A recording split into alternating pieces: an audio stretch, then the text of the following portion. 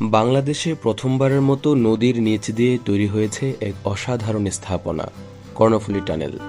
আর আজকে আমরা যাব সেই কর্ণফুলী টানেল ঘুরে দেখতে। তো চলুন বন্ধুরা, যাওয়া যাক। এই যে এই বাসটি দিয়ে আজকে আমরা যাব কর্ণফুলী টানেলে। অনেকক্ষণ বসে থাকার পর ড্রাইভার সাহেব এসে যখন গাড়িটি স্টার্ট দেয়, তখন মনে খুব আনন্দ লাগছিল। অনেকক্ষণ অপেক্ষা করার পর গাড়িটি ছেড়ে দিল।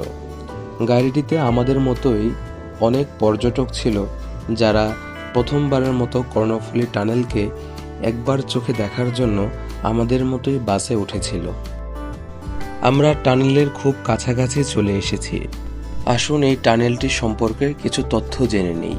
কর্ণফুলী নদীর নিচে 3.4 কিলোমিটার দীর্ঘ এই টানেলটি যুক্ত করেছে শহরের পূর্ব ও পশ্চিম প্রান্তকে। এই টানেল দিয়ে প্রতি ঘন্টায় প্রায় 6,000 যানবাহন চলাচল করতে পারে, যা বাঁচাবে সময়, খরচ আর দূষণ।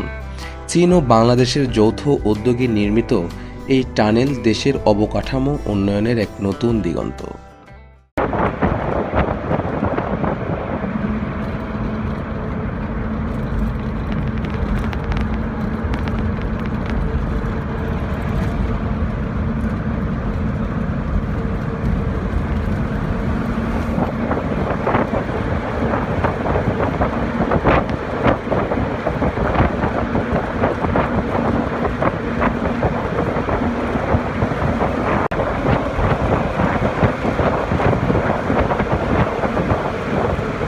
টানেলটির ভেতরের পরিবেশ খুবই ঠান্ডা, কারণ উপরে নদী।